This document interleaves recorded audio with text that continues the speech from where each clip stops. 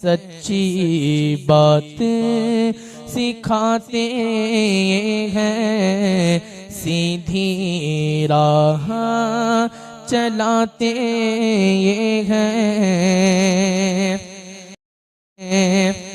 इन्ना आतैना कल कौसर, इन्ना आतैना कल कौसर, इन्ना आतैना कल कौसर।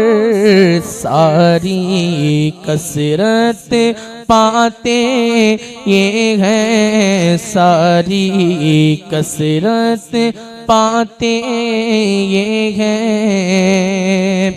ठंडा ठंडा मीठा मीठा, ठंडा ठंडा मीठा मीठा, ठंडा ठंडा मीठा मीठा। पीते हम हैं, पिलाते ये हैं, पीते हम हैं, पिलाते ये हैं। सच्ची बात सिखाते ये हैं। अल्हम्दुलिल्लाह अल्हम्दुलिल्लाहिल हन्नानिल मन्नान अल्लज़ी खलक़ल इंसान व अल्लमहुल बयान, वस्सलातु वस्सलामु अला रसूलिही सय्यिदिल इंसी वल जान व अला आलिही व अस्हाबिही ज़विल खैरि वल इहसान, अम्मा बअद। फ़अऊज़ु बिल्लाहि मिनश शैतानिर रजीम, बिस्मिल्लाहिर रहमानिर रहीम। या अय्युहन्नासु क़द जाअकुम बुरहानुम मिर रब्बिकुम व अंज़लना इलैकुम नूरम मुबीना। सदक़ल्लाहु मौलानल अज़ीम व बल्लगना रसूलुहुन नबियुल अमीनुल मतीनुल मुख्तारुल करीम व नहनु अला ज़ालिका लमिनश शाहिदीन व शाकिरीन वल्हम्दुलिल्लाहि रब्बिल आलमीन।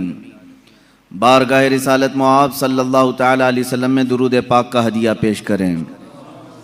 अल्लाहुम्मा सल्लि अला सय्यिदिना व मौलाना मुहम्मदिन मअदनिल जूदि वल करम व आलिहि व अस्हाबिहिल किराम व इब्निहिल करीम व बारिक व सल्लिम सलातन दाइमतन सरमदन अबदा। कुरान अज़ीम में अल्लाह रब्बुल इज़्ज़त यूँ इरशाद फरमाता है, ऐ इंसानों, बेशक तुम्हारे पास एक वाज़ेह दलील आई और एक चमकता हुआ खुला हुआ नूर तुम्हारे पास आया। ये वाज़ेह दलील क्या है और ये रोशन नूर क्या है? मुफस्सिरीन फरमाते हैं दलील से मुराद भी ज़ाते मुस्तफ़ा है और चमकते हुए नूर से मुराद भी ज़ाते मुस्तफ़ा है सल्लल्लाहु तआला अलैहि वसल्लम। दलील कहते हैं किसी के जहन में मौजूद शक व शुबह को दूर करने वाली चीज़।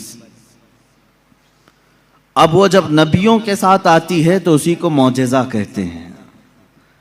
और आज की इस गुफ्तगू में हमने मौज़ूए सुखन बनाया है मौजज़ात मुस्तफ़ा सल्लल्लाहु तआला अलैहि वसल्लम। अल्लाह के नबी सल्लल्लाहु तआला अलैहि वसल्लम के मौजज़ात, ये अरबिक वर्ड है मौजिज़, जिसका मतलब होता है आजिज़ करने वाली चीज़, सामने वाले को ढेर कर देना। उसको अरबी में कहते मौजिज़ कर दिया। ये नबियों के साथ अल्लाह तबारक व तआला ने एक क़ुव्वत ऐसी भेजी कि वो अपनी हक्कानियत के लिए दलील के तौर पर कोई ऐसी चीज़ ज़ाहिर फरमाते हैं जो आम इंसानों के समझ में ना आ सके, उसी को मौजज़ा कहते हैं। मौजज़े की चंद शर्तें हैं, ये याद रखें। नबी से सादिर होगी तो मौजज़ा है। कोई झूठा आदमी ऐसा करतब करके दिखाए तो उसे जादू कहा जा सकता है, शौबदाबाजी कहा जा सकता है। अल्लाह का नबी अपनी हक्कानियत के लिए, अपने रसूल होने के लिए, अपने नबी होने के लिए जो दलील पेश करता है वही मौजज़ा है। तकरीबन सारे नबियों को अल्लाह ताला ने इस शान से दुनिया में मबूस फरमाया, किसी न किसी मौजज़े के साथ ही उन्हें भेजा। सारे नबियों के मौजज़ात इस मुख्तसर सी मजलिस में गिनाए नहीं जा सकते, लेकिन नबी जो मौजज़ा लेकर के आता है वो अपनी कौम के दरमियान जिस चीज़ की ज़रूरत होती है, जिस चीज़ का माहौल होता है, वही लेकर के आता है। अब मिसाल के तौर पर मूसा अलैहिस्सलातु तस्लीम का ज़माना जादूगरी का ज़माना था। बड़े बड़े जादूगर अपने अपने करतब दिखाते थे, जिसको नज़रबंदी कह सकते हैं आप, या उसको आप मैजिक समझ लें। आज भी मैजिशियन है, वो सिर्फ नज़रों का धोखा होता है। मैजिशियन को खुद मालूम होता है कि मैं कोई चीज़ बदल नहीं सकता। कुछ लोग तो नज़र चुरा करके इतनी तेज़ काम करने के माहिर होते हैं कि वो चीज़ को बदलते भी नहीं। आस्तीनों में कबूतर रख करके खींच करके दिखा देना, या फिर पानी के गिलास में से फूल फेंक देना, ये नज़रों का धोखा है, जिसको शौबदाबाजी कहते हैं। बाज़ाब्ता उसकी आज क्लासें भी चलती हैं, लोग सीखते भी हैं। ज़माने मूसा अलैहिस्सलातु तस्लीम में जो करतब दिखाए जा रहे थे वो तो जादू का कमाल था। ये वो ज़माना था जब लोग जादू करते थे और बहुत सारी चीज़ों को बदल करके दिखा देते थे। इसीलिए फिरौन ने मूसा अलैहिस्सलाम के मुकाबले के लिए जादूगरों को ही बुलाया था, इसका मुकाबला करो। और जादूगरों ने मूसा अलैहिस्सलाम के सामने जो चीज़ पेश की वो छोटी छोटी रस्सियों को ज़मीन पर फेंक कर सांप बना करके दिखाया। सब सांप बन करके ज़मीनों पर दौड़ रहे थे। अल्लाह ताला ने मूसा अलैहिस्सलाम को उस ज़माने का जो मौजज़ा अता किया था वो आपका असा है।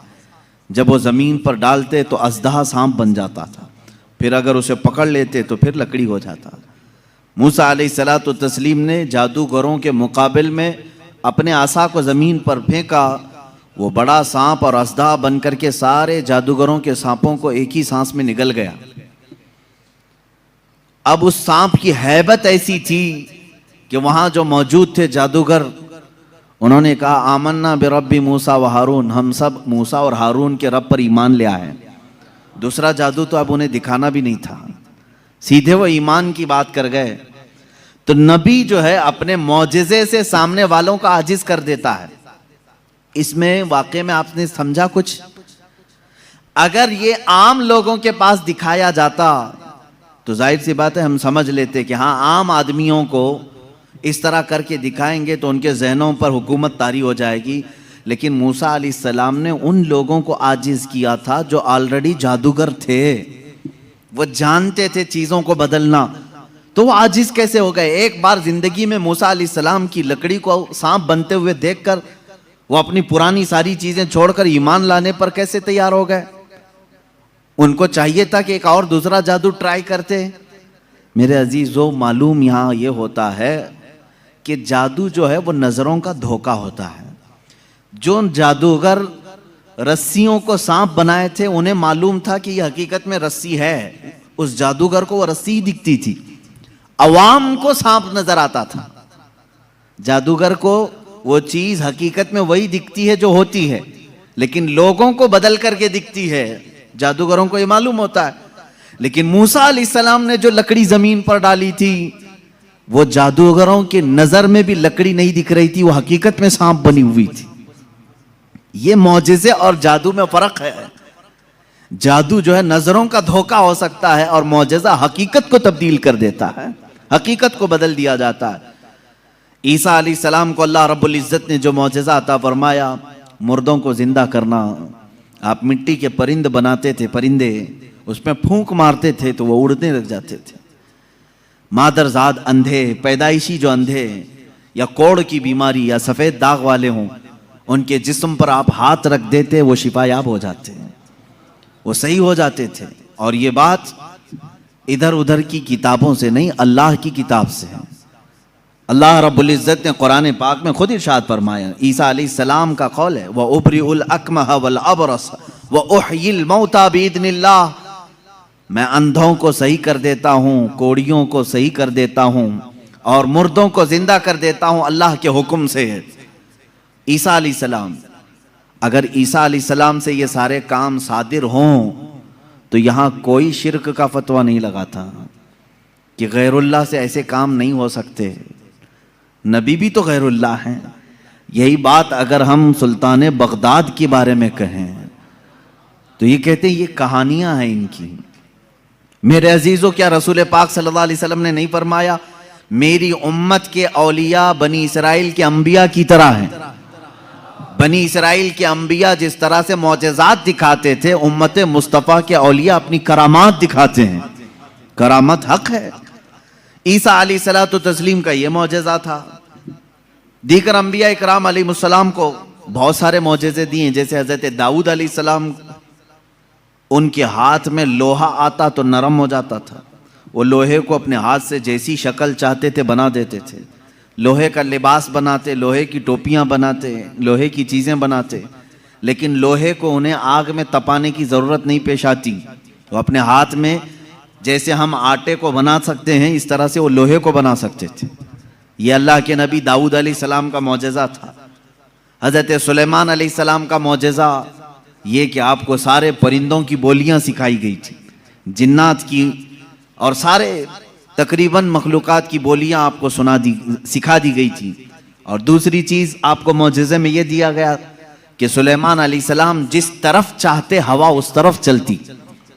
फसख्खरना लहुर रीह, अल्लाह फरमा रहा है हमने हवा को उनके लिए ताबे बना दिया था, उनके मुसख्खर कर दिया था।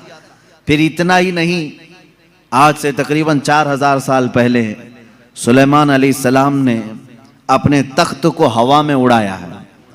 ये एरोप्लेन का ज़माना नहीं था, वो टेक्नोलॉजी का दौर नहीं था, लेकिन सुलेमान अलैहिस्सलाम के हुक्म से तख्त हवा में उड़ता और जिस तरफ आप चाहते उसी तरफ आपको वो सफ़र भी कराता।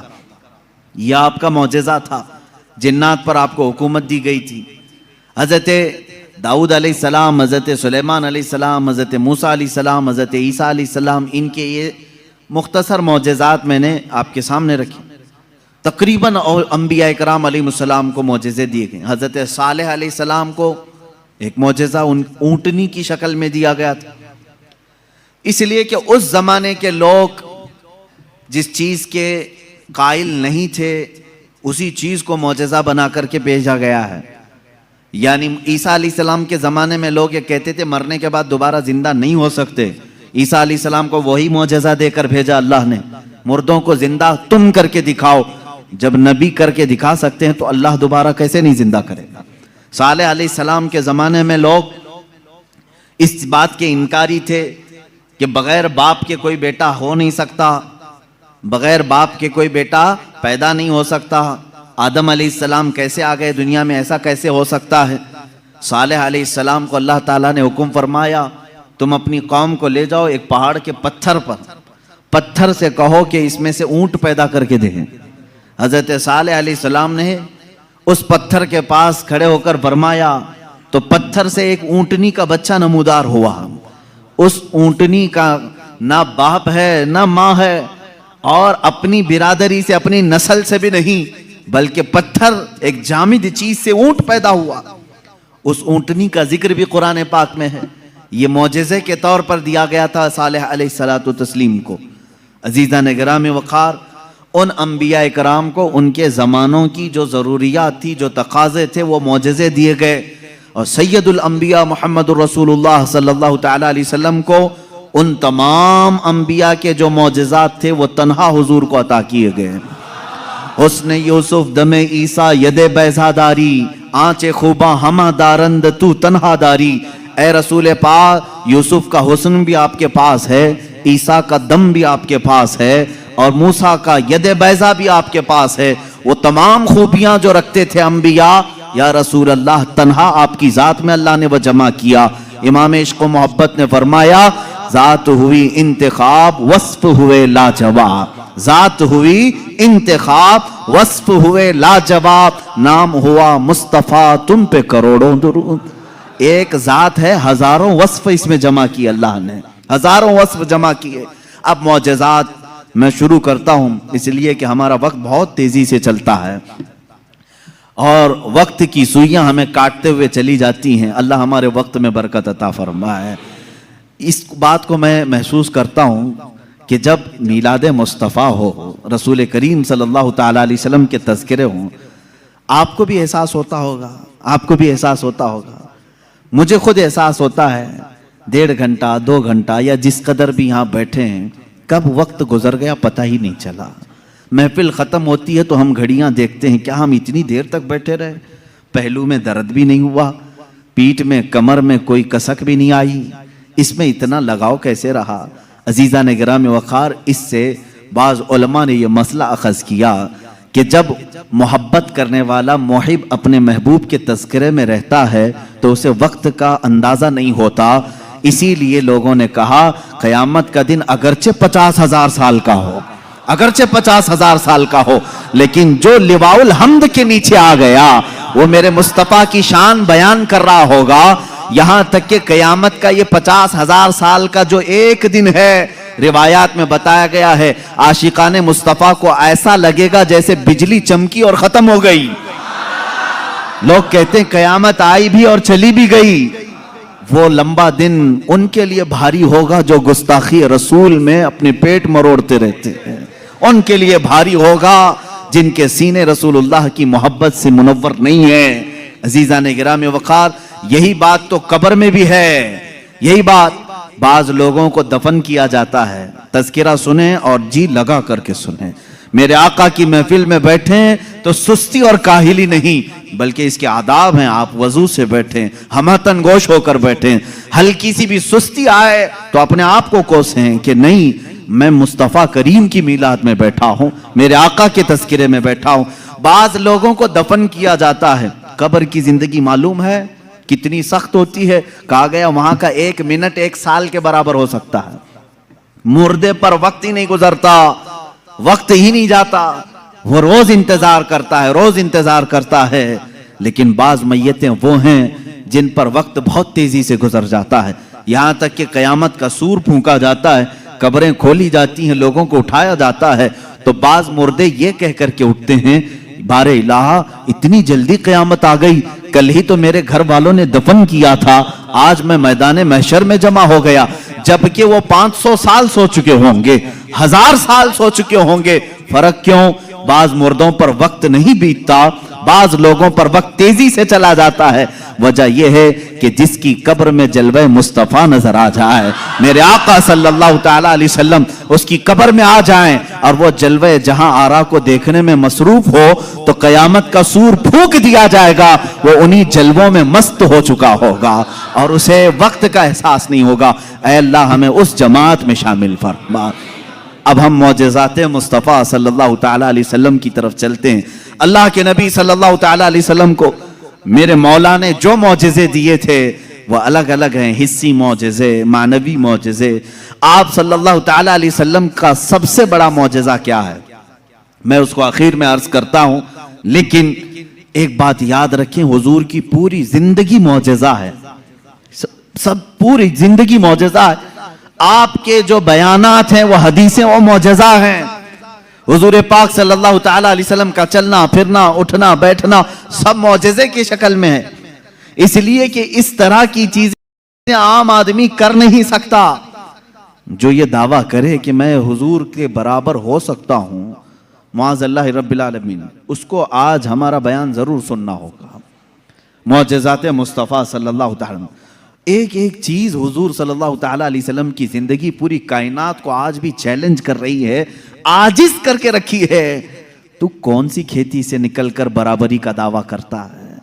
हुजूर अकरम सल्लल्लाहु ताला अलैहि वसल्लम की जात सुतूदा सिफात, अल्लाह के नबी सल्लल्लाहु ताला अलैहि वसल्लम के बचपन की बात लेते हैं। आज पैदा हुए, मीलाद मुक़द्दस है और जमाने रसूल सल्लल्लाहु ताला अलैहि वसल्लम में, यानी विलादत के ज़माने में मक्का का माहौल था कि बच्चे परवरिश के लिए दायाओं के पास दे दिए जाते थे।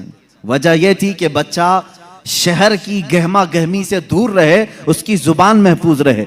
देहात वालों की ज़ुबानें वहाँ अच्छी होती थी, अरबी, और शहर में होता यह था कि हर जगह के लोग मक्का में आते थे, मिक्स ना हो जाए। तो मक्का वाले ख़ास तौर पर अपने बच्चों की ज़ुबान की हिफाजत के लिए शुरू के चंद दिन किसी दाया के पास रखते थे। रसूल करीम सल्लल्लाहु ताला अलैहि वसल्लम जब पैदा हुए ये वही ज़माना है जब बनु साद कबीले की दाया औरतें हैं। एक कबीला है जिस कबीले की सारी खवातीन बच्चों को पालती थीं और 2 साल के बाद ले जाती तो भारी मुआवजा मिलता था, उजरत मिलती थी, वो पैसों पर दूध पिलाती थीं। इसी एतबार से बनु साद कबीले की खवातीन मक्का में आई। उन्हीं खवातीन में एक हलीमा सादिया भी हैं। वो कहती हैं जब मक्का पहुँचे मेरी ऊँटनी लंगड़ी थी जिसकी वजह से मैं ताखीर से पहुँची। सारी औरतें मक्का में जो नौमौलूद बच्चे थे सबके पास गईं और उनसे भावताव किया, मुआवजा तय किया और बच्चे ले ली। हज़रत हलीमा सादिया कहती हैं मैं ताखीर से पहुंची, तकरीबन बच्चे जा चुके थे, एक बच्चा बाकी था, वो आमिना का दुर्रे यतीम था। मैं वहां आई, मैंने देखा और उसके बाद पूछा कौन है इस बच्चे का सरपरस्त। कहा बच्चे की विलादत से 6 माह पहले ही इसके वालिद का विसाल हो चुका है। हलीमा कहती है मैं छोड़कर बाहर चली आई। मैं निकल आई कि बाप है नहीं बच्चे का, मैं अगर दूध पिला भी दूं 2 साल के बाद मुझे उजरत देगा कौन, कौन मुआवजा देगा। वो कहती हैं फिर पूरा मक्का छान मारी लेकिन अब कोई बच्चा नहीं मिला। शाम हो गई थी, शोहर साथ में था। हलीमा सादिया से शोहर ने कहा ऐ हलीमा खाली हाथ जाने से बेहतर है कि वो यतीम को साथ ले जाएं, यतीम दुर्रे यतीम है, साथ ले जाएं। हलीमा सादिया कहती है मैं दोबारा वापस आमिना के घर आई। आमिना रज़ी अल्लाह ताला अन्हा कहती हैं ए हलीमा सुबह तुम बच्चे को देख कर गई थी फिर वापस आई। कहा हाँ हम खाली हाथ जाने से बेहतर समझती हैं कि इस दुर्रे यतीम को ले जाएं। हज़रत आमिना ने कहा ले जाना चाहे तो ले जाओ लेकिन तुम्हारी उम्मीदों के मुताबिक हम मुआवजा नहीं दे सकेंगे, तुम्हारी उम्मीदों के मुताबिक हम उजरत नहीं दे सकेंगे। आमिना ने कहा, हलीमा सादिया ने कहा ठीक है अब खाली हाथ न जाने का हमने अहद किया है, बच्चे को ले लेते हैं। हलीमा सादिया उस वक्त तक बच्चे को अपने गोद उठाई नहीं थी, सिर्फ देख करके गई थी। गोद में जब लिया हलीमा सादिया कहती हैं मेरे पेशानी से लेकर तलवों तक ठंडक पहुंच गई थी। पहली मर्तबा गोद में लिया, उसके बाद उसके शोहर हलीमा सादिया के साथ वो बाहर आई। कहती हैं कि मेरी सारी साथियाँ, मेरी सहेलियाँ जो बनु साद कबीले की खवातीन थीं वो जा चुकी थीं और सारे सफ़र पर थीं। मेरी ऊँटनी लंगड़ी और फिर ताखीर भी अलग। मैं बच्चे को लेकर के उसी लंगड़ी ऊँटनी पर बैठी। अल्लाह अकबर, ये पहला मौजज़ा मेरे आका का है। ऊँटनी जो लंगड़ी थी बिल्कुल सेहत याब हुई और इतनी तेज़ दौड़ने लगी, इतनी तेज़। हलीमा सादिया कहती हैं बनु साद कबीले में सबसे पहले मैं हाजिर हुई। मेरा बच्चा जिसको मैं लेकर आई थी अब्दुल्लाह का दुर्रे यतीम, सबसे पहले बनु साद में हाजिर हुई। और काफ़ी देर के बाद दूसरी सहेलियां हमारी बच्चों को ले आई। उन्होंने आते ही हमसे पूछा हलीमा तेरी ऊँटनी तो लंगड़ी थी, तेरी ऊँटनी कमज़ोर और लागर थी, तू पीछे रह गई थी, इतनी तेज कैसे आ गई। हलीमा सादिया कहती हैं हाँ ऊँटनी मेरी लंगड़ी थी लेकिन सवार बहुत ही आला था। जैसे ही ये बच्चा इस ऊँटनी पर सवार हुआ न जाने इसमें ताकत कहाँ से आई, सबसे पहले मैं हाजिर हुई। सारी औरतों ने महसूस किया ये एक मौजज़ा नहीं। बनु साद जो कबीला है वो आज भी है ताइफ के करीब, आज भी वो कबीला है हलीमा सादिया का कबीला जिसको बनु साद कहते हैं। उस कबीले वालों का बयान है कि ये रात ऐसी थी पूरे बनु साद कबीले की बकरियों के दूध से थन भर चुके थे। सारे कबीले वालों की बकरियों के थन दूध से भर चुके थे। हलीमा सादिया कहती हैं जब मैं बच्चे को घर में ले आई तो अजीब सी राहतें और बरकतें और हवाएं चलने लगी। लोगों ने महसूस किया आज तक बनु साद कबीले में ऐसी खुशगवार हवाएं आई नहीं थी, लेकिन लोगों ने बाद में ये महसूस किया ये हलीमा सादिया के घर जो बच्चा आया है उसी की बरकतें हैं। एक के बाद दीगरे लोगों ने मौजज़े देखे भी। हलीमा सादिया की जो बेटी हैं शैमा, जो हुजूर सल्लल्लाहु अलैहि वसल्लम की दूध शरीक बहन है, हुजूर की दूध शरीक बहन है, वो कहती हैं मैं मोहम्मद सल्लल्लाहु ताला अलैहि वसल्लम को गोद में लेकर रात में बैठती थी। 1 साल के नहीं थे, 9 माह के थे जब मैं गोद में लेकर बैठती थी। तारीक रातें हों या उजाली रातें हों, खुले आसमान के नीचे मैं आकर बैठती। मोहम्मद अरबी सल्लल्लाहु अलैहि वसल्लम की परवरिश में हलीमा का घराना लगा है। कहती हैं हम मालदार नहीं थे खेल खिलौने वाली चीजें हमारे घर नहीं होती थी, लेकिन शैमा कहती हैं जब मोहम्मद मेरी गोद में होते, रात को 14वीं का चांद चमक रहा होता और मोहम्मद सल्लल्लाहु अलैहि वसल्लम गोद से उंगली को यूं उठाते, चांद इधर चला जाता, कभी चांद इधर जाता, गोद में उंगली जिस तरफ करते वो चांद उधर ही झुक जाता था। आला हजरत इमाम इश्क व मोहब्बत फाजिल बरेलवी रदी अल्लाह ताला अन्हु यूं फरमाते हैं, चांद झुक जाता उधर, उंगली उठाते महद में, क्या ही चलता था इशारों पर खिलौना नूर का, क्या ही चलता था इशारों पर खिलौना नूर का। सुबह तैबा में हुई बटता है बाड़ा नूर का, सदका लेने नूर का आया है तारा नूर का। अजीजा ने गिरामी, खिलौना बना है कौन?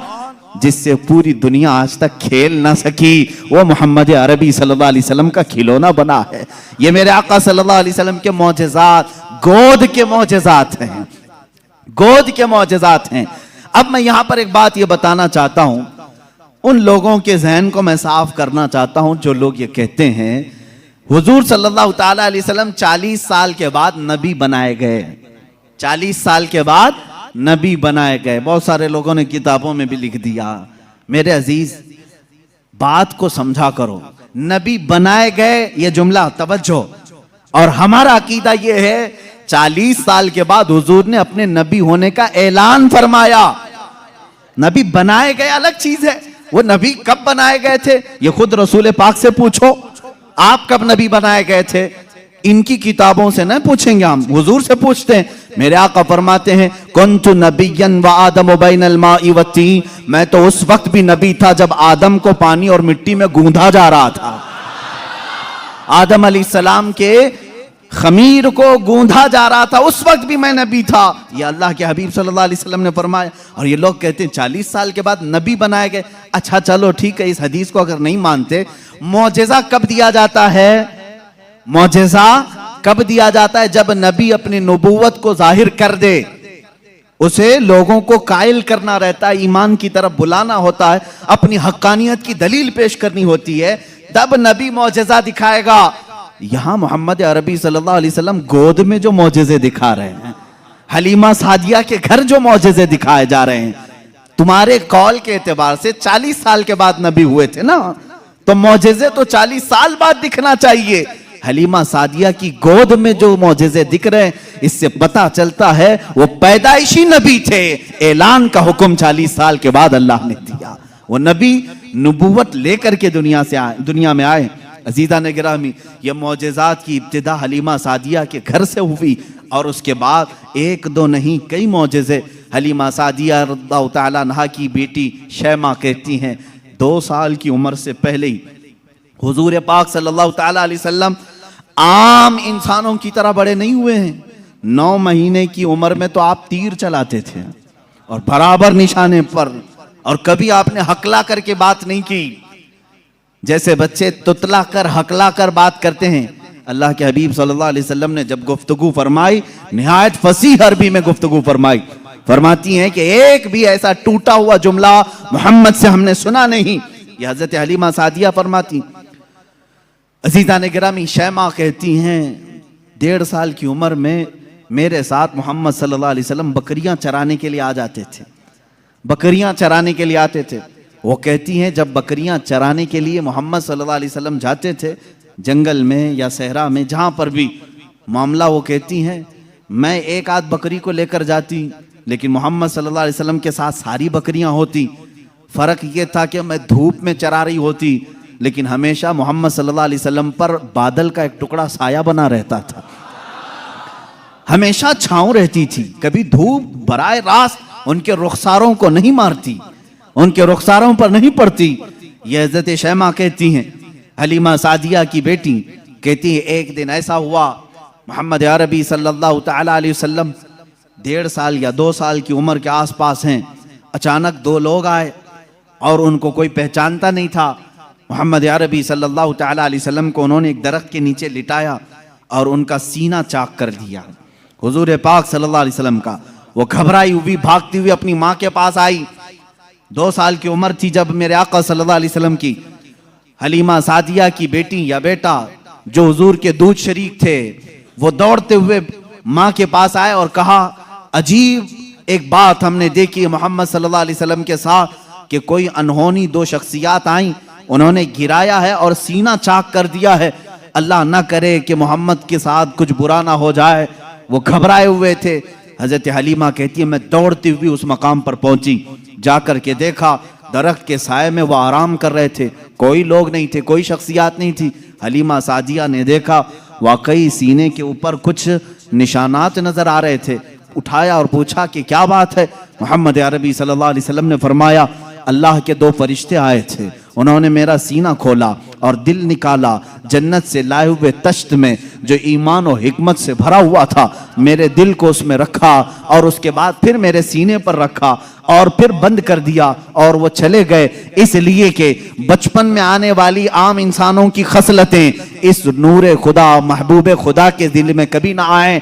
उन्होंने सारे वसवसों को मेरे पाक कर दिया। ये 2 साल की उम्र में शक्के सदर का मौजज़ा इसको कहते हैं।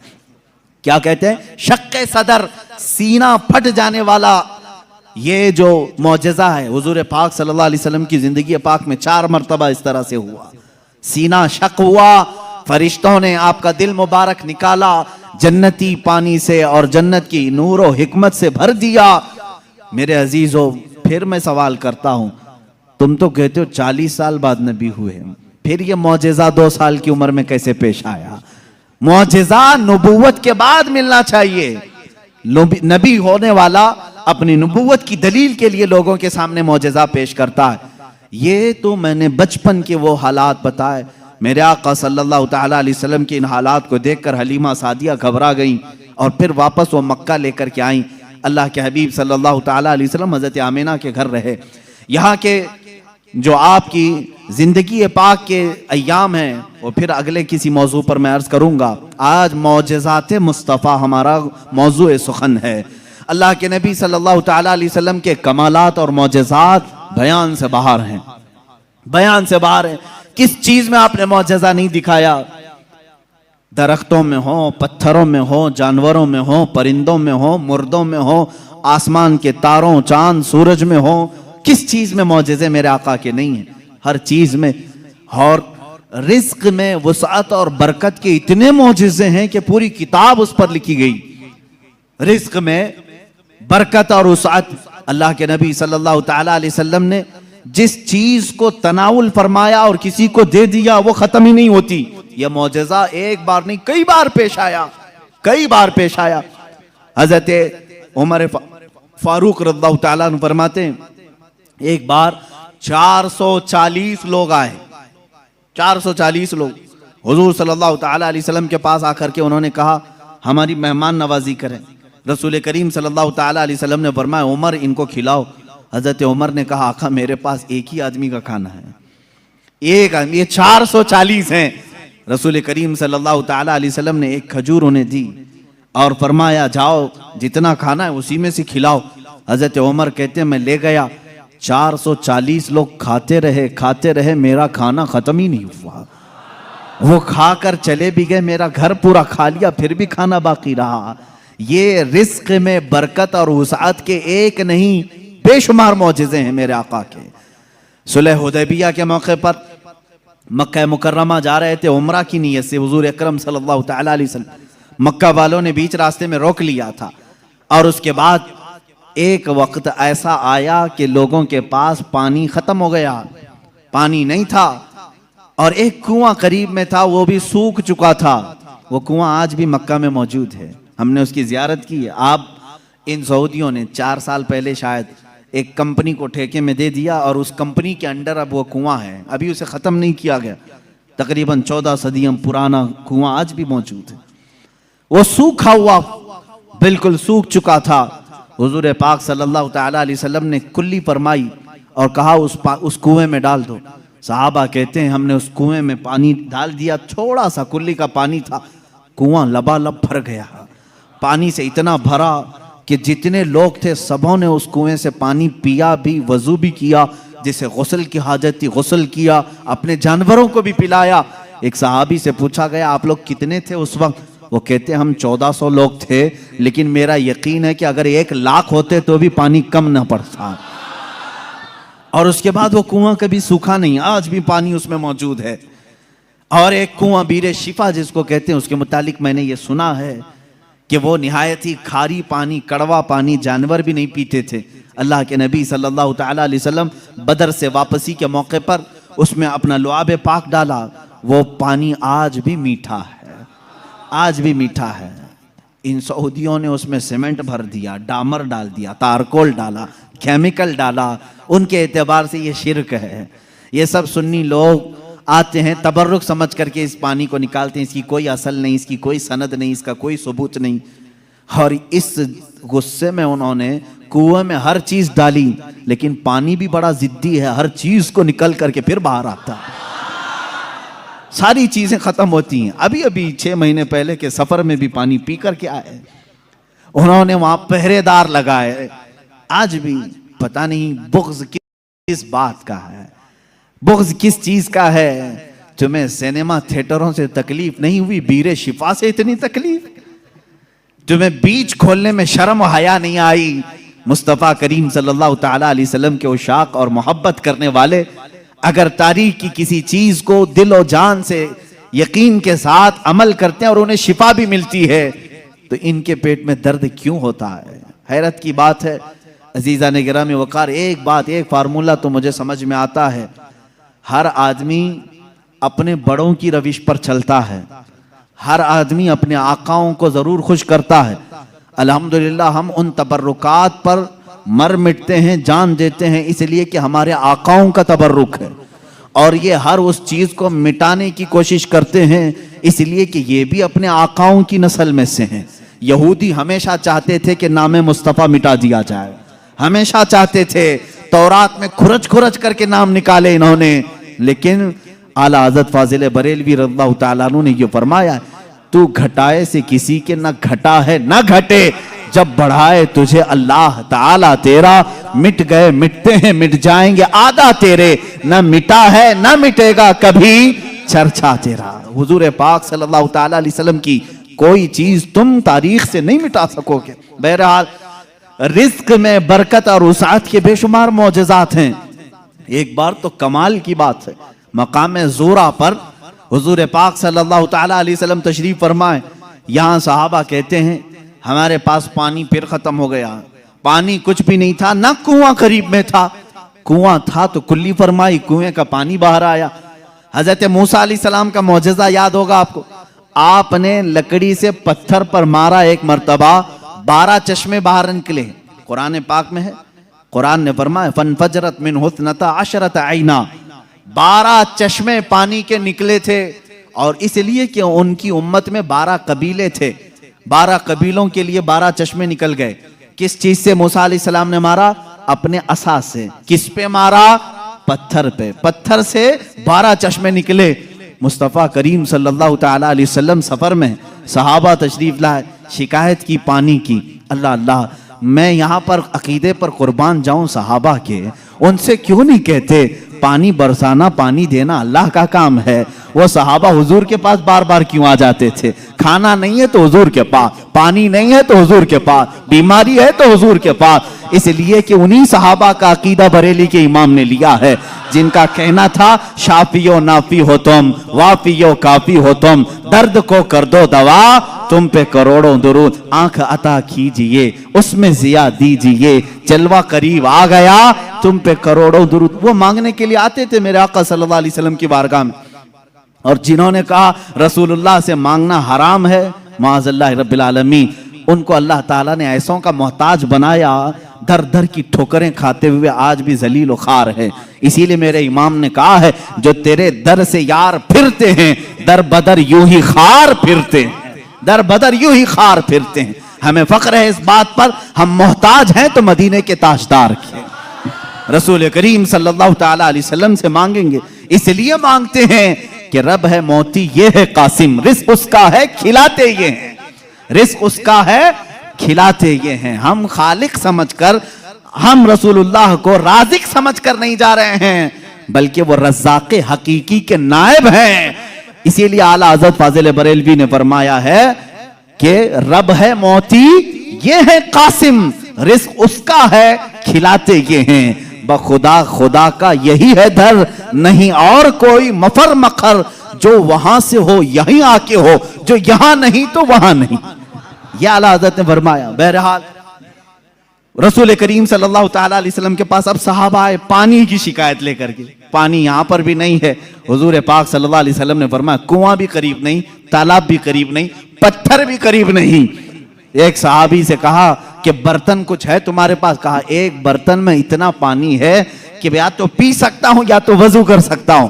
हुजूर पाक सल्लल्लाहु अलैहि वसल्लम ने फरमाया वही ले आओ। बर्तन को करीब रखा और अपना दस्ते मुबारक उसमें रखा। सहाबा फरमाते हैं हर उंगली पाक से पानी के चश्मे जारी थे, जैसे फव्वारे निकलते हैं, फाउंटेन जिस तरह होते हैं। हुजूर पाक सल्लल्लाहु तआला अलैहि वसल्लम की उंगलियों से चश्मे निकलने लगे। फिर इमाम अहले सुन्नत फाजिल बरेलवी फरमाते हैं उंगलियां हैं फैज पर, टूटे हैं प्यासे झूम कर। उंगलियां हैं फैज पर, टूटे हैं प्यासे झूम कर। नदियां पंजाब रहमत की हैं जारी। वाह वाह। पंजाब रहमत की। पंजाब रहमत का मतलब पंजाब जो हमारा है इसको इसलिए पंजाब कहते हैं, 5 नदियां हैं वहां पर। मेरे आका सल्लल्लाहु तआला अलैहि वसल्लम के सिर्फ दस्ते मुकद्दसा में रहमत के पंजाब थे। 5 उंगलियों से 5 चश्मे निकले। और उस वक्त सहाबा फरमाते हैं हम तकरीबन 300 लोगों ने उससे वजू भी किया, पानी भी पिया, जानवरों को भी पिलाया। किस पानी से?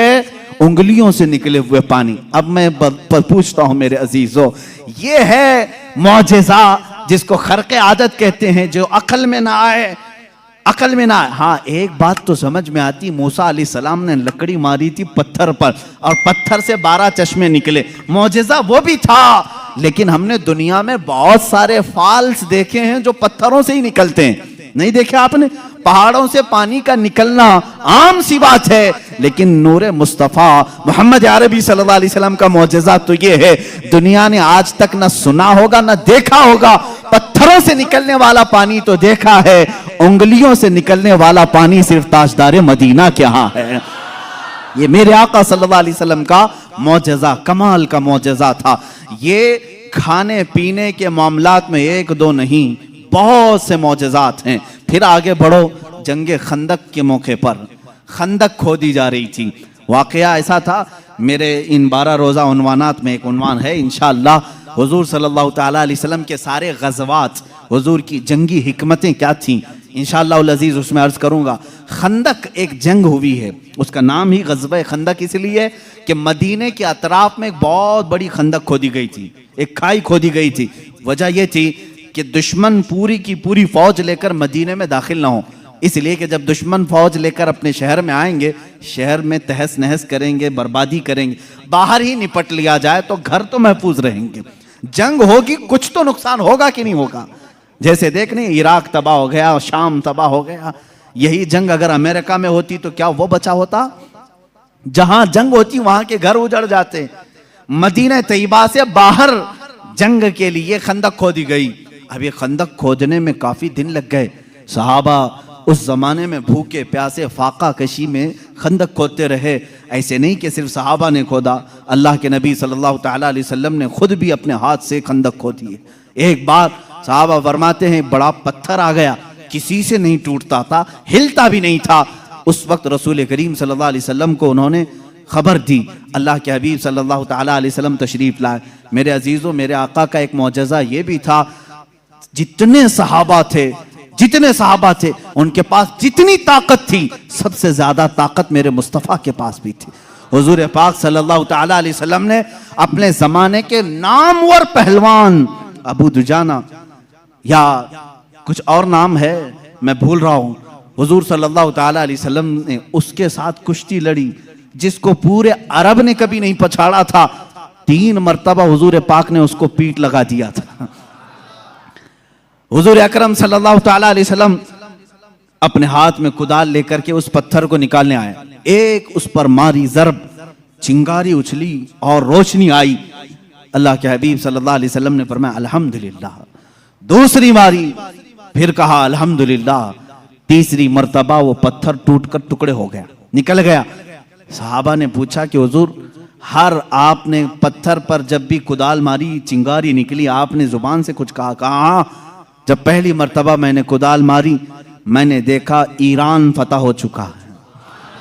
कुदाल यहाँ मदीने में मारी जा रही है और खबर ईरान के फतह होने की दी जा रही। दूसरी कुदाल मारी, हुजूर पाक सल्लल्लाहु तआला अलैहि वसल्लम ने फरमाया यमन फतह हो चुका है। बाज़ रिवायात में अलग अलग मुल्कों के नाम मुझे मिले। बहरैन के महल्लात को फतह होते हुए मैंने देखा।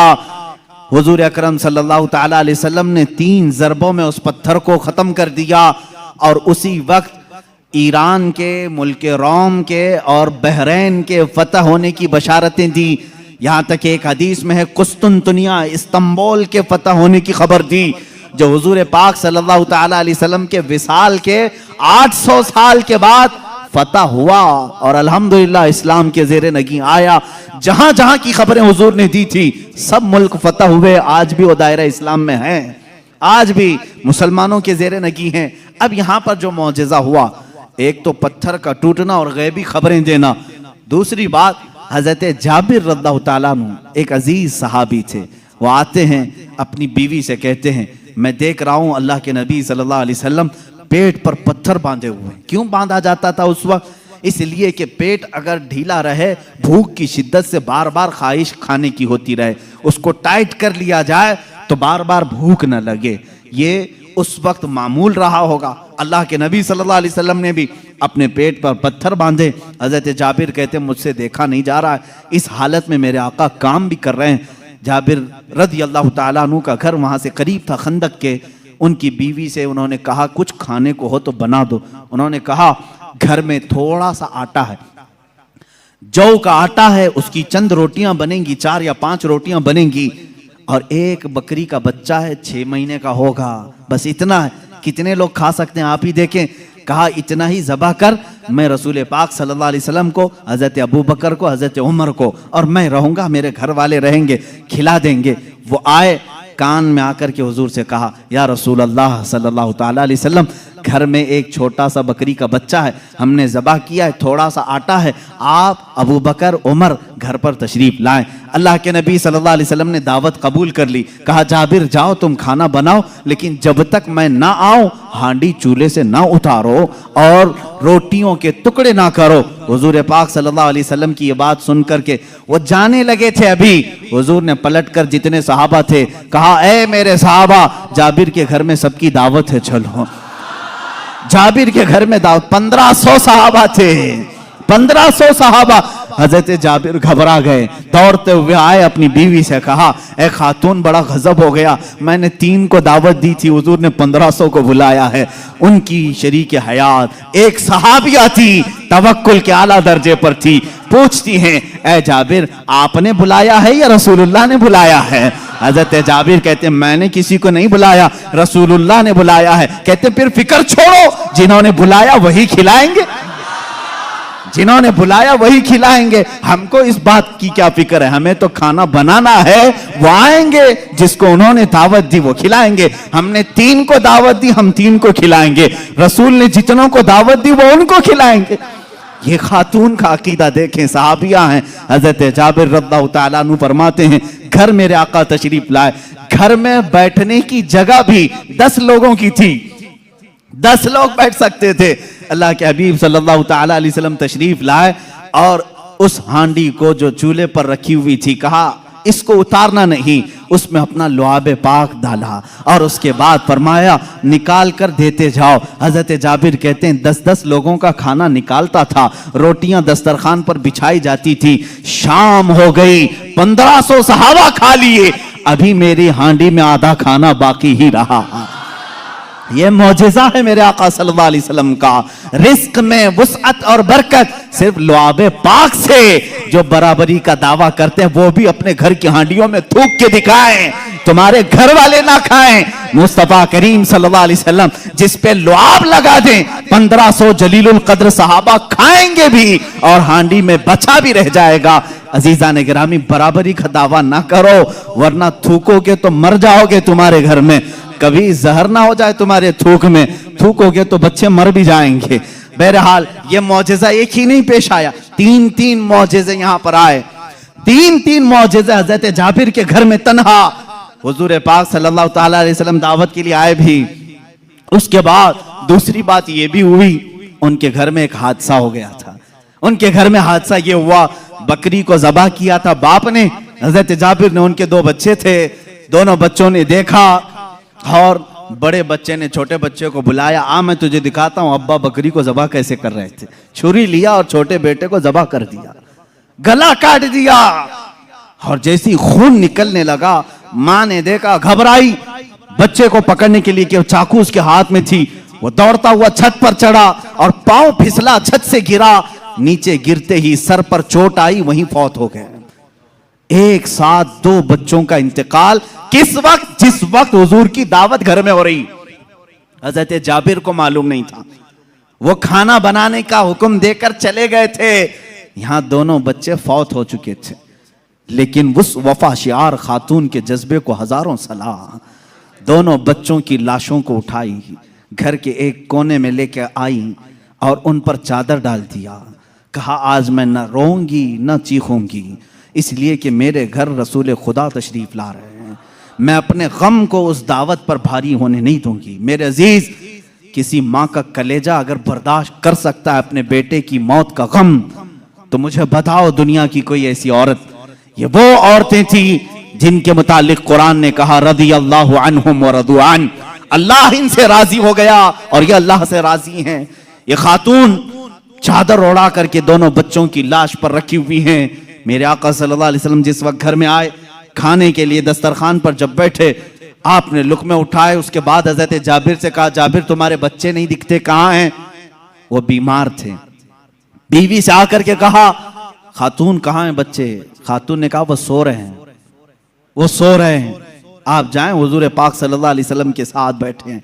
वो आए, कहा हुजूर वो आराम कर रहे हैं, सो रहे हैं। हुजूर पाक सल्लल्लाहु अलैहि वसल्लम ने फरमाया जाओ उनको ढूंढ लाओ। दोबारा आए, खातून से कहा कि बच्चे कहाँ हैं? कहा आपको मालूम था वो बीमार थे। कहाँ वो बीमार थे? कहा वो बहुत अच्छी नींद में सोए हुए हैं, नहीं उठेंगे। खातून ये कह रही हैं, अपने शोहर को तक जाहिर नहीं किया। हजरत जाबिर दोबारा, तीसरी बार मेरे आका सल्लल्लाहु अलैहि वसल्लम ने फरमाया, जाबिर मुझे अल्लाह का हुक्म है कि मैं तेरे बेटों के साथ खाऊं। हुजूर पाक सल्लल्लाहु अलैहि वसल्लम दस्तरखान से उठ गए, खाना रखा हुआ था, अंदर खुद चल करके आए, खुद पूछा कि कहाँ सो रहे हैं, मुझे भी दिखा दो। हजरत जाबिर की खातून जो थी, बीवी थी, वो उस कमरे में ले गई, लाशों पर से चादर उठाया। हजरत जाबिर कहते मैं देख करके दहल गया, बच्चों की लाशें हैं। अल्लाह के नबी सल्लल्लाहु ताला अलैहि वसल्लम करीब गए, दोनों बच्चों के हाथों को पकड़ा और कहा बहुत देर से हम तुम्हारे इंतजार में, उठो दस्तरखान बिछा है। दोनों बच्चे अपने कपड़े झाड़ते हुए खड़े हो गए। मूसा ईसा अलैहिस्सलाम के मुर्दों को जिंदा करने का मौजज़ा तुमने सुना होगा। नबी रहमत सल्लल्लाहु ताला अलैहि वसल्लम अपने गुलामों के घर में जो फौत शुदा शहजादे थे उन्हें जिंदा भी किया और अपने दस्तरखान पर बिठाया भी। और ये बच्चे सिर्फ थोड़ी देर के लिए जिंदा नहीं हुए थे, फिर एक लंबी जिंदगी इन्होंने गुजारी मेरे आका की सोहबत में, और हदीसें भी रिवायत की। ये हुजूर अकरम सल्लल्लाहु अलैहि वसल्लम का मौजज़ा। 2 मौजज़े एक ही घर में। तीसरा मौजज़ा ये है, ये रहमत आलम सल्लल्लाहु ताला अलैहि वसल्लम जिस घर पर जाएं उस घर के रहमो करम की बातें ना पूछो, वहां बरकत ही बरकत है। पूरा खाना खाकर जब सहाबा चले जा रहे थे, सारी हड्डियों को जमा किया। मेरे आका सल्लल्लाहु अलैहि वसल्लम ने फरमाया वही बकरी का 6 माह का बच्चा था। अल्लाह के नबी सल्लल्लाहु अलैहि वसल्लम ने कहा ए बकरी खड़ी हो जा। बकरी अपना कान झाड़ते हुए खड़ी हो गई। हजरत जाबिर को उनकी बकरी वापस दी गई। अजीजा ने गिरामी, ये मुस्तफ़ा करीम सल्लल्लाहु ताला अलैहि वसल्लम के नाज हैं और उनके अंदाज हैं। जिस घर में गए सारों को खिलाया भी और खिलाने वाले के बच्चों को भी जिंदा किया, बकरी को भी जिंदा किया। तुम्हारा माल तुम्हें दे दिया गया और सबको खिला भी दिया गया।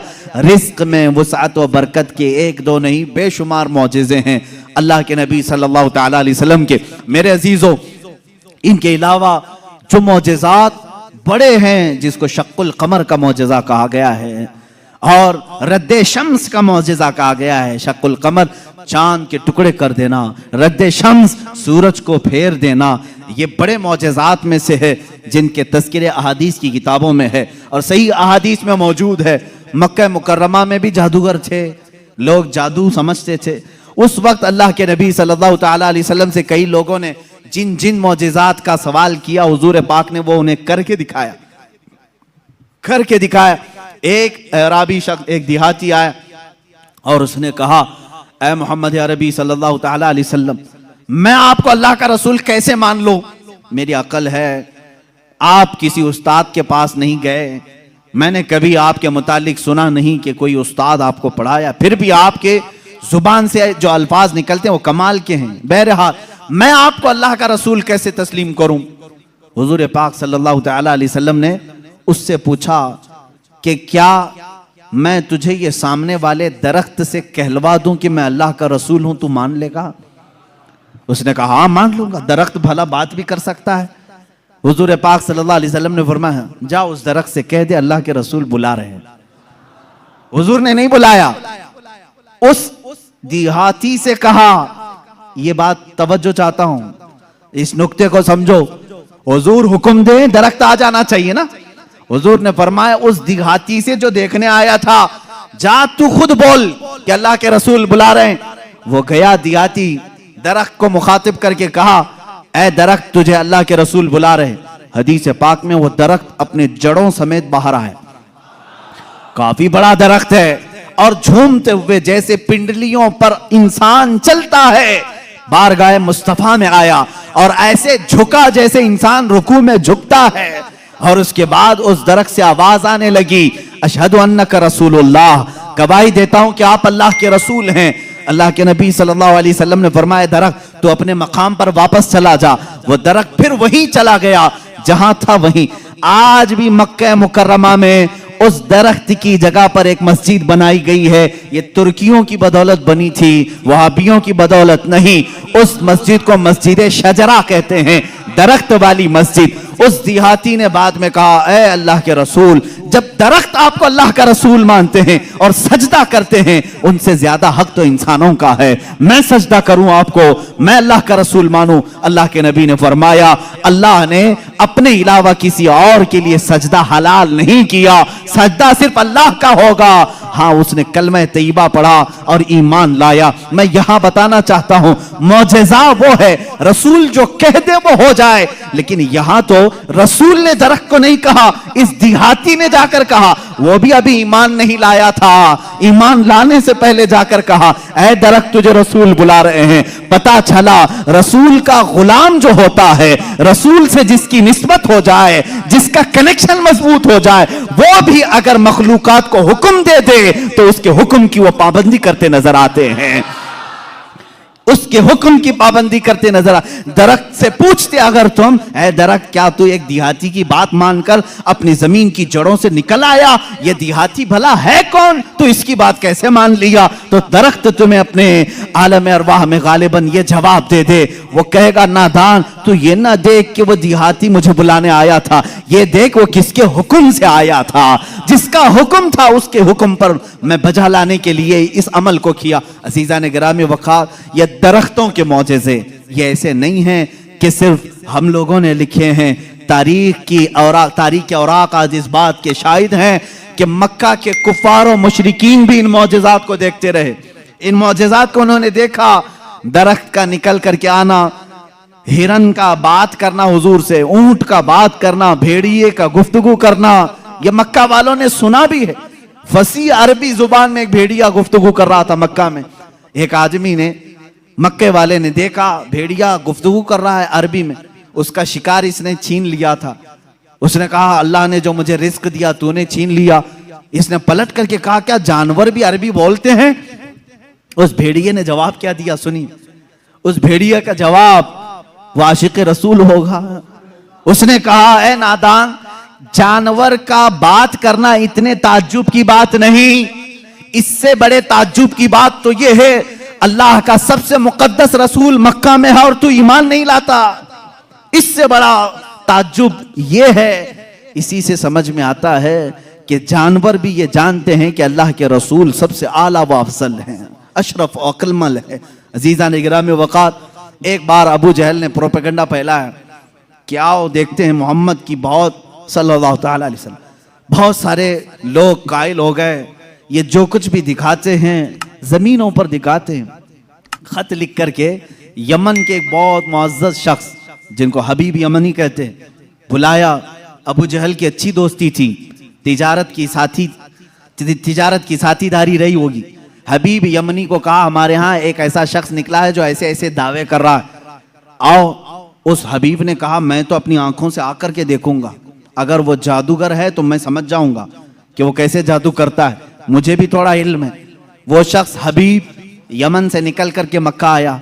अबू जहल ने सारे लोगों को जमा किया, मोहम्मद अरबी सल्लल्लाहु ताला अलैहि वसल्लम के पास आए और कहा अगर आप अल्लाह के रसूल हैं और आप जो कुछ दिखाते ये मौजज़ा है, तो अब हमें ज़मीनी मौजज़ा, ज़मीनी करतब की ज़रूरत नहीं। इसलिए कि मक्का वालों का ये अकीदा था जादूगर जो भी दिखा सकता है वो ज़मीन पे, आसमान पे नहीं दिखाएगा। आसमान पे जादू नहीं चलता। आज भी कोई जादूगर आसमान पे जादू करके दिखाए नहीं चलेगा। उन्होंने कहा जमीन की बहुत सारी चीजें देखी, आसमान पे कुछ दिखाओ। ये 14वीं ईद का चांद उस रात चमक रहा था। हुजूर पाक सल्लल्लाहु ताला अलैहि वसल्लम ने फरमाया कि अगर मैं इस चांद को 2 टुकड़ों में तब्दील कर दूं तो उस शख्स ने कहा हबीब जो यमन से आया, तब तो हम आपको अल्लाह का रसूल मान लेंगे, अगर आपका हुक्म आसमानों पर भी चलता है। हुजूर पाक सल्लल्लाहु ताला अलैहि वसल्लम जबल अबू कुबैस, एक पहाड़ी है मक्का में, उसके नीचे खड़े थे, सारा मजमा था। अल्लाह के नबी सल्लल्लाहु ताला अलैहि वसल्लम ने चांद की तरफ यूं इशारा फरमाया। अचानक चांद शक हुआ, एक टुकड़ा पहाड़ के इस तरफ, दूसरा टुकड़ा पहाड़ के उस तरफ नजर आ रहा था। ये ऐसा नहीं कि करतब दिखाने वाले यूं तोड़कर यूं बिठा दें। अल्लाह के हबीब सल्लल्लाहु अलैहि वसल्लम ने जो शक्कुल कमर का मौजज़ा दिखाया वो आधी रात तक टुकड़ों में ही रहा। मिनट, 2 मिनट, 5 मिनट नहीं, आधी रात तक टुकड़ों में रहा। और ये बात सिर्फ मक्का वालों ने नहीं, जादू हो तो सामने वालों को दिखे। मियां अब तो कमाल आसमान पर हुआ है। चांद एक शहर में तुलू नहीं होता, पूरी दुनिया में तुलू होता है, पूरी दुनिया में। अब मैं आपको बताऊं चंद तारीखी बातें। हिंदुस्तान की सरजमीन पर भी चांद के टुकड़े होते हुए देखा था। राजा चिरमन जो कासरगोड केरला के रहने वाले, आज भी उस राजा का फोर्ट मौजूद है। वहां से उसने चांद के 2 टुकड़े हुए देखा और उसने इस रात को नोट करके रख लिया कि फला फला रात चांद के 2 टुकड़े होते हुए मैंने देखा है। फिर जब हजरत मालिक बिन दीनार तशरीफ लाए, हिंदुस्तान आए और उनके कमालात को देख करके उसने कहा एक रहस्य है, एक मुअम्मा है जो हल नहीं होता। मैंने एक रात चांद के 2 टुकड़े होते हुए देखा है। हजरत मालिक बिन दीनार ने कहा वो मेरे आका की उंगलियों की बरकत थी। कहा वो कौन है, कहाँ रहते हैं? कहा वो मक्का मुकर्रमा में है। रसूल करीम सल्लल्लाहु ताला अलैहि वसल्लम के मुतालिक मालिक बिन दीनार ने जब बताया, उस राजा ने उसी वक्त सफर का इरादा किया और अपने कुछ साथियों के साथ सफर के लिए रवाना हुआ। मक्का मुकर्रमा पहुंचा भी और इस्लाम की दौलत से मुशर्रफ भी हुआ। जहां तक ये तारीख मिलती है, वापसी में दरमियानी रास्ते में उसका इंतकाल हुआ और मस्कत सलाला के करीब गालिबन जो ओमान में एक शहर है, वहां पर तदफीन भी अमल में आई। आज भी मज़ार मुबारक है। ये तारीख की वो सच्चाइयां मैं आपको बता रहा हूं। सिर्फ मक्का के काफिरों ने मौजज़े शक्कुल कमर नहीं देखा, हिंदुस्तान को भी फख्र है इस बात पर कि हमारे दरमियान से भी, अगरचे वो कुफरिस्तान में रहने वाला राजा, लेकिन बाद में इस्लाम में आकर के उसने हम सब का कफारा अदा किया है। मौजज़े शक्कुल कमर को देखा भी और इनकार नहीं किया। इससे ये मालूम होना चाहिए हिंदुस्तानी वो हो जो मेरे आका के मौजज़ों को देखे तो इनकार ना करे, बल्कि ईमान लेकर के आए और सहाबा के नक्शे कदम पर चले। यह हकीकी हिंदी होने की दलील भी है। जो हिंदुस्तानी मुसलमान है वो हुजूर के इल्म गैब का इनकार ना करे। सहाबा ने इनकार नहीं किया था। सहाबा ने नहीं कहा था पीठ पीछे की खबर नहीं है। अगर तुम हिंदुस्तान में रह करके इस तरह की बातें करते हो तो मैं कहता हूं देशद्रोही तो असल यही है। सबसे पहले अजीज़ान गिरामी वक़ार, अब रसूल करीम सल्लल्लाहु ताला अलैहि वसल्लम के मौजज़े शक्कुल कमर को जो होते हुए हबीब यमनी ने सामने देखा। अच्छा, और एक दूसरी तारीख, चीन में, चाइना में आज भी एक जगह है, एक मस्जिद है जहां पर इबारत तहरीर लिखी हुई है। हमारे पास उसकी एक तस्वीर लाई थी और जिन लोगों ने वहां विजिट किया है उन्होंने भी बताया कि वहां पर तारीख लिखी हुई है चाइना में कि आज की वो रात है कि यहाँ के इलाके वालों ने आसमान पर चांद के 2 टुकड़े होते हुए देखा है, जबकि चाइना में इस्लाम कहाँ आया था? उस वक्त कोई इस्लाम और ईमान वाला नहीं था। उसके बावजूद लोगों ने जो देखा वो दीवार पर लिखा हुआ है। ये तारीख की सच्चाइयां हैं और इसका इनकार कुफ्र है, इसलिए कि शक्कुल कमर का मौजज़ा खुद कुरान बयान कर रहा है। इक्तरबती साअतु वंशक्कल कमर, कयामत करीब आ जाएगी तो चांद फट जाएगा। इसकी तफसीर में फरमाया चांद खुद से नहीं, हुजूर पाक की उंगलियों के इशारे से फटा है। ये मौजज़ा। और उसके बाद हुजूर पाक सल्लल्लाहु तआला अलैहि वसल्लम के इस मौजज़े को देख करके हबीब यमनी ने कहा, अच्छा ये तो हमने देख लिया, लेकिन अल्लाह का रसूल वो है। देखें अब यह अकीदा है, असल अकीदा। काफिर भी अकीदा ये रखते थे रसूल वो होता है जो गैब की खबरें देता है, गैब की खबरें देता। उसने ये अपनी शिकायत नहीं की, कहा मेरे दिल में एक बात है जो चुभ रही है, क्या आप बता सकते हैं? कौन कहा? हबीब यमनी ने। हुजूर पाक सल्लल्लाहु अलैहि वसल्लम ने फरमाया, हाँ तेरे दिल में ये बात है कि तेरी एक बेटी अपाहिज है, लंगड़ी है और कमजोर है और उसके जिस्म में कमजोरियां हैं पैदाइशी तौर पर, तुझे हमेशा उसका दुख सताता है, काश वो बच्ची सही हो जाए। हबीब यमनी ने कहा, बिल्कुल मेरे दिल की बात आपने बताई, और कलमा तैयबा पढ़ा। कलमा तैयबा नहीं पढ़ा, कहा कि मैं आपको फिर से मुलाकात करता हूं, फिर से मुलाकात करता हूं। अबू जहल बहुत बहकाने की कोशिश करता रहा। हबीब जो है यमन के सफर पर चला गया, वापस गया, इसी शशोपंज में था कि आखिर कोई शख्स मेरे घर की बात कैसे बता सकता है? मोहम्मद सल्लल्लाहु तआला अलैहि वसल्लम यमन कभी इधर आए नहीं, मेरे घर में माजूर लड़की होने कैसे पता? वो यमन इसी शशोपंज में घर आया, दरवाजा खोला तो देखा उसकी बेटी भली चंगी चलती हुई आ रही और क्या कह रही है, ला इलाहा इल्लल्लाह मुहम्मदुर रसूलुल्लाह। हबीब घबरा गया, कहा ए खातून, ए मेरी बेटी, ये तू भली चंगी कैसे हो गई और तेरी जुबान पर ये कलमा कैसे आया?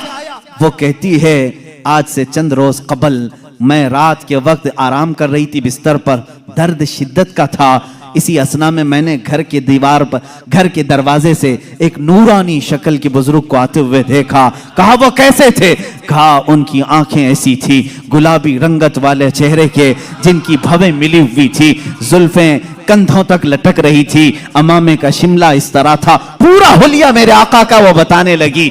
कहा उन्होंने आकर के मुझ पर दम किया और मेरा जिस्म सही सलामत हो गया, और उन्होंने कहा ए बच्ची तू ये कलमा क्यों नहीं पढ़ती, अनकरीब तेरा बाप भी पढ़ेगा। मैंने कलमा पढ़ लिया। वो कहता है हबीब यमनी, ए खातून तू मुझसे पहले पहुंच गई, अब मैं घर में नहीं वापस मक्का जाता हूँ। वापस आया और दारे इस्लाम में दाखिल हुआ। अबू जहल को कोसने लगा और कहा ए जालिम, तूने जादूगर कह करके बुलाया था, मोहम्मद के मुतालिक क्या क्या प्रोपेगेंडा फैलाया था। और अबू जहल से कहा बात तो अच्छी ही है तेरी, तूने जादू दिखाने के लिए बुलाया था, लेकिन मैं तो ईमान का सरिश्तेदार हो गया, मैं ईमान के पैखर में ढल गया। अल्लाह का एहसान है मेरे अजीजों, ये मेरे आका सल्लल्लाहु तआला अलैहि वसल्लम का एक मौजिज़ा दिखाने के लिए लोगों ने कहा 3-3 मौजिज़े उस वक्त दिखाए, चांद के टुकड़े भी किए, उसकी बेटी के घर में उसको सेहत भी दिया और फिर उसको ईमान की दौलत से भी नवाजा। अजीज़ान गिरामी, हुजूर अकरम सल्लल्लाहु तआला अलैहि वसल्लम के जो कमालात और मौजिज़ात इल्मे गैब से मुताल्लिक हैं, वो तो एक अलग टॉपिक है। मेरे आका क्या क्या जानते थे, क्या क्या नहीं जानते थे, ये हम सबको कहना ही नहीं चाहिए। पहली बात, तुम होते कौन हो हुजूर का इल्म नापने वाले? तुम ये कहोगे हुजूर को ये नहीं मालूम था, ये नहीं मालूम था, ये नहीं मालूम था, तुझे क्या क्या मालूम है? अल्लाह के हबीब सल्लल्लाहु तआला अलैहि वसल्लम के मुतालिक बाज लोग कहते हैं हुजूर ये नहीं जानते थे, हुजूर ये नहीं जानते थे। जालिमों, जरा अपने इल्म की खैर मनाओ, अपने ईमान की खैर मनाओ कि अल्लाह के नबी सल्लल्लाहु अलैहि वसल्लम को कुरान कह रहा है वअल्लमका मा लम तकुन तअलम, ऐ रसूल हमने आपको वो सब सिखा दिया जो आप नहीं जानते थे। अब अल्लाह ने क्या क्या सिखाया, पहले अल्लाह से पूछ के आओ, ऐ रब तू अपने नबी को क्या क्या सिखाया है? अल्लाह रब्बुल इज्जत जाने और उसका रसूल जाने कि वो क्या सिखाया और इन्होंने क्या सीखा है। बहरहाल हुजूर अकरम सल्लल्लाहु तआला अलैहि वसल्लम का एक और मौजज़ा मैं अर्ज करूं, उसके बाद मैं अपनी गुफ्तगू को समेटता हूं। चांद का शक का होने का मौजज़ा, दुनिया में दो बड़ी चीजें हैं जो ताकतवर, एक चांद और एक सूरज। चांद तक पहुंचने के दावे तो किए नासा वालों ने, और सूरज पर पहुंचने की कोशिश कर रहे हैं, लेकिन जल रहे हैं, परेशान हो रहे हैं। लेकिन जाहिर सी बात है, उसका जो वॉल्ट है वो तो तुम जला देगा। अभी पहुंचे नहीं है। चांद में पहुंचे थे या फिर फिल्म यहीं से बनाए थे, इस पर भी बहुत सारे डिबेट चल रहे हैं। बहुत सारे लोग, इन्हीं के लोग मानते भी नहीं, चांद पर तुम गए नहीं थे, फलां स्टूडियो में खड़े होकर के सब फोटो बना करके लाए हो। आज मेरी गुफ्तगू का यह हासिल नहीं है, आज मेरा वो टॉपिक नहीं है। वो पहुंचे थे कि नहीं पहुंचे थे, उससे मेरे ईमान का ताल्लुक भी नहीं। हाँ, हमको इतना मालूम है कि मेरे आका सल्लल्लाहु अलैहि वसल्लम मक्का की जमीन पर खड़े होकर के भी इशारा कर दें तो चांद टुकड़े हो जाए। और साइंसदानों ने जो तहकीक की है चांद के मुतालिक, इंग्लैंड का एक साइंटिस्ट है, उसने कहा है चांद के मुतालिक जो हमारे पास फुटेज आए हैं, बहरहाल या जो कुछ भी, इससे ऐसा लगता है कि किसी जमाने में इसमें दरार पड़ी थी, इसमें कभी दरार पड़ी थी, कभी ये टूटा था। उनको मालूम नहीं तोड़ा किसने था। बहरहाल वो भी मेरा टॉपिक नहीं है आज। साइंस और साइंटिस्ट ये भी हमारा टॉपिक नहीं, लेकिन जब बात आएगी इंशाल्लाह अर्ज करेंगे। अब सूरज की तरफ चलते हैं। बात ये थी मौला अली करमल्लाहु वजहुल करीम रसूल करीम सल्लल्लाहु ताला अलैहि वसल्लम के साथ एक मकाम पर आराम फरमा रहे थे, जिसको सहबा का मकाम बताया गया। इमाम जलालुद्दीन सुयूती रहमतुल्लाह ताला अलैह ने भी इस हदीस को नकल फरमाया। फरमाते हैं हुजूर पाक सल्लल्लाहु ताला अलैहि वसल्लम ने असर की नमाज अदा की और हज़रत अली को कहा बैठ जाओ, और उनकी गोद में अपना सर मुबारक रखा और सो गए। अल्लाह के हबीब जब आराम फरमाते सहाबा बहुत खामोश हो जाते। हज़रत अली ने ये कहा भी नहीं कि मेरी नमाज अभी हुई नहीं, अल्लाह के नबी आराम फरमा रहे थे। हज़रत अली इंतज़ार में रह गए, क्या आप बेदार होंगे तो उठूंगा असर पढ़ लूंगा। लेकिन इसी इंतज़ार में सूरज गुरूब हो गया। हज़रत अली को दुख हुआ कि मेरी नमाज छूट गई। लेकिन मेरे अजीज़ों, अकीदा तो मौला अली का है, अकीदा तो मौला अली का है कि नमाज अल्लाह की है, फर्ज है। और यहां रसूल पाक सल्लल्लाहु अलैहि वसल्लम आराम कर रहे हैं, उठा देना चाहिए था, मेरे मौला की नमाज है, मैं पहले नमाज पढ़ लूं। लेकिन वो सहाबी थे, वहाबी नहीं थे। हुजूर पाक सल्लल्लाहु ताला अलैहि वसल्लम से उन्होंने सुना था, अगर नमाज के दौरान भी रसूल तुम्हें बुला ले, नमाज छोड़कर तुम्हें रसूल की बात पर आना है। कुरान कहता है या अय्युहल्लज़ीना आमनू इस्तजीबू लिल्लाह व लिर्रसूल इज़ा दआकुम। साहबी नमाज पढ़ रहे हैं, हुजूर ने पुकार लिया उनको, आ जाना है, उनको हुक्म है शरीयत का, वो आ जाएं। हुजूर ने फरमाया जाओ बाजार में सामान लेकर के आओ, फलां को दे दो, फलां को दे दो। सब काम कर लिया, वापस आए तो क्या करें? फरमाया अगर 2 रकात हुई थी तो बाकी की 2 रकात वहीं से कंटिन्यू करें, वो बातिल नहीं हुई जो छोड़ कर गया था। क्यों? इसलिए कि वो जो छोड़ कर गया था किसी ऐरे गैरे के काम में नहीं, इताते रसूल में गया था। इससे पता चलता है नमाज अल्लाह रब्बुल इज्जत का हुक्म बजा लाना है और रसूल की इताअत के मुताबिक करना है। मौला अली इसी फार्मूले पर अमल कर रहे थे। इधर अगर नमाज कज़ा हो गई तो अदा कर लूंगा, हबीब की नींद में फर्क आया, कहीं गुस्ताखी और तौहीन हो गई तो ईमान में फर्क ना आ जाए। मौला अली खामोश रहे। मेरे आका सल्लल्लाहु अलैहि वसल्लम बेदार हुए और अल्लाह के नबी सल्लल्लाहु अलैहि वसल्लम क्या नहीं जान रहे थे हज़रत अली की नमाज छूट रही है? क्या हज़रत अली की कैफियत को नहीं देख रहे थे? देखा, पूछा, अली गमगीन हो? कहा असर नहीं पड़ी। अल्लाह के नबी सल्लल्लाहु अलैहि वसल्लम ने पूरी कायनात को ये दर्स दिया है उस दिन, सिर्फ मौला अली के लिए नहीं, पूरी कायनात के लिए, कि जो मोहब्बत मुस्तफ़ा में चीजें फना होती हैं, अल्लाह तबारक व तआला जिंदगी में उसे सूरज भी पलटा करके अदा कर देता है। हज़रत अली रज़ियल्लाहु तआला अन्हु के लिए हुजूर पाक सल्लल्लाहु अलैहि वसल्लम ने डूबे हुए सूरज की तरफ इशारा फरमाया और कहा कि जहां तू डूबा है पलट आ, सूरज फिर वापस तुलू हुआ।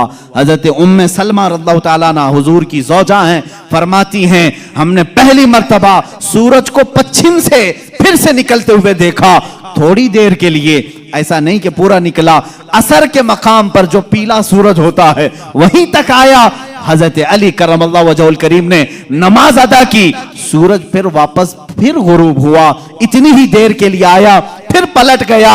इसीलिए इमाम अहले सुन्नत फाजिल बरेलवी रदी अल्लाह ताला अन्हु फरमाते हैं सूरज उल्टे पांव पलटे चांद इशारे से हो चाक, सूरज उल्टे पांव पलटे चांद इशारे से हो चाक, अंधे नजदी देख ले कुदरत रसूलुल्लाह की, अंधे नजदी देख ले कुदरत रसूलुल्लाह की, इशारे से चांद चीर दिया, छुपे हुए खूर को फेर दिया, गए हुए दिन को असर किया, ये ताबो तवा तुम्हारे लिए, जमीनो जमा तुम्हारे लिए, मकीनो मका तुम्हारे। रसूल करीम सल्लल्लाहु ताला अलैहि वसल्लम के मौजज़ात, सूरज का पलटाना ये मेरे आका के अजीम मौजज़ात में से है, अजीम मौजज़ात में से। किसके लिए पलटाया गया? मौला अली करमल्लाहु वजहुल करीम के लिए। अजीज़ान गिरामी, तारीख में, अब मौजज़ात की तारीख में बहुत सारी चीज़ें मौजूद हैं, यहाँ तक कि मुर्दों को जिंदा करने वाला जो मौजज़ा है, मैंने वो बच्चों के मुतालिक बताया।